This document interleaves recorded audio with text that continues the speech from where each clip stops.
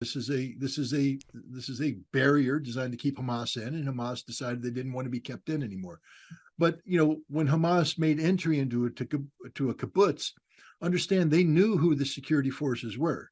They knew where the weapons were. They had very good intelligence, and their job was to eliminate the ability of the Israelis to resist this attack. So yeah, they attacked homes. They attacked the homes of the security force, and people died.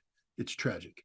But this wasn't the wanton slaughter of civilians, innocents, and stuff that the Israelis are putting out. This was a carefully calibrated military assault with distinct military objectives.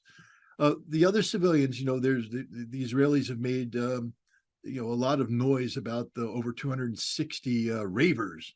These young people out in a party in the desert, near Gaza, and Hamas hang gliders landed amongst them. And according to the Israeli narrative, they were slaughtered by Hamas. Hamas just ran amok and killed these people. They were trying to escape, but the evil Hamas shot them down. What they don't talk about is that there was actually Israeli security forces in the area who engaged Hamas in a crossfire. Many of the people were killed in that crossfire. Hamas wasn't targeting these civilians per se.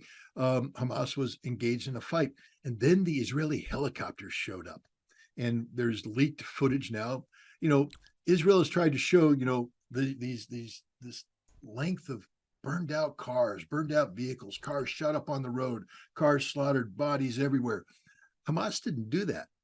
The Israelis did it. The Israelis came in with their helicopters. The pilots themselves admit they had no way of discriminating between targets. If it moved, it died. So the pilots killed the vast majority of these Israelis. Israeli pilots killed the vast majority of the people who lost their lives at this rave. Hamas's goal wasn't to go out and occupy territory. Hamas's goal was to defeat the Israeli military, embarrass them, then go out and disrupt as much of the Israeli military activity as possible to take hostages. And they had deliberate idea where they were going to go to get the hostages and bring the hostages back. Now you'll say, Scott, taking hostages, that's like a war crime, dude. Well, no, these were prisoners of war. Every military in the world. What the Hamas was doing was taking these people, not necessarily for the intelligence collection benefit, but because Israel has thousands of Palestinians in prison. Most of them haven't been charged with anything, just existing. No due process. They're locked up forever. And if you take a look what's happening now, the Israelis have gone to this strict regime. They're sleeping on stone beds, no mattresses, water, no other drinks, very rudimentary food. It's torture. It's literally torture. But the Israelis are doing it because this is what Israel does. Sad to say, but this is what they do. They had taken hostages, but they weren't very good at it. They had the hostages. They didn't have an evacuation plan. They got trapped. Here comes the Israeli Defense Force.